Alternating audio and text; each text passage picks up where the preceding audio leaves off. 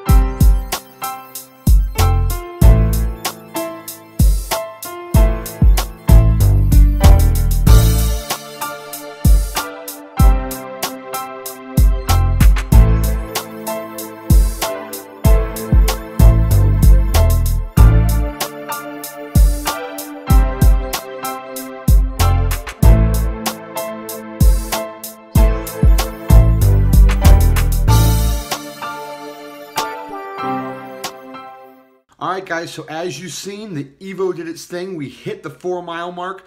I probably could have pushed it just a little bit further, but I didn't want to chance it. As you've seen, when I landed the aircraft, I had about 3 minutes of battery left.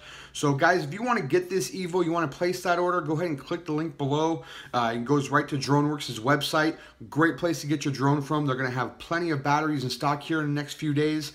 If you go ahead and subscribe to my page, that'd be great. Also, you want to hit me up on Facebook, check out my group, Drones United, fun group.